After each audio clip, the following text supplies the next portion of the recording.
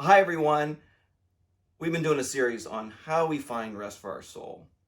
Romans 8:26, great verse, says, "The Spirit helps us in our weakness. We do not know what we ought to pray for, but the Spirit himself intercedes for us through wordless groans." Okay, so what does this mean? When we don't know how to pray, the Spirit lays out our petition before our Father in heaven.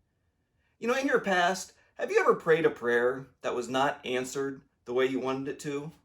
I'm sure you have. I have many times.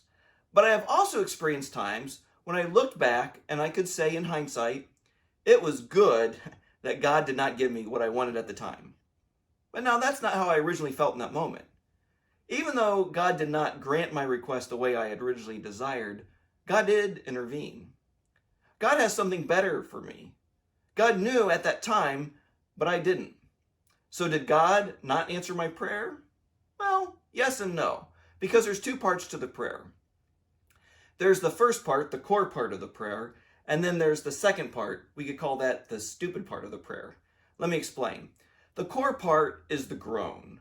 The core part is the part of the prayer that says, God, help me. I'm hurting. God, I want to be the person you want me to be. Please help me. That's the first part. The second part, the stupid part, is, God, I want you to give me this specific thing, this specific request, because it's what I think I need. See, there's two levels to prayer. One, we may not get specifically what we ask for in prayer, but then there's the second level.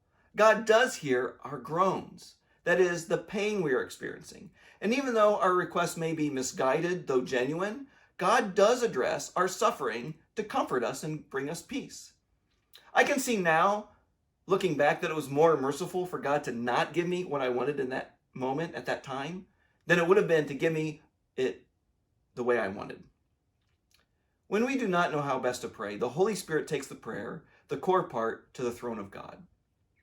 God is giving us what we would ask for if we knew everything that God knows. If we can process our prayers like that, we can have great peace and great hope. We can see examples in the Bible of great leaders interceding for God's people. For example, we see in Exodus 32, when God wanted to destroy the Israelites for building a golden calf, Moses interceded for them so that they would not be destroyed. We see how Abraham interceded for Lot when he learned that Sodom and Gomorrah was going to be destroyed, and Lot was spared. And how about King David? All those wonderful prayers we read that David wrote in the Psalms.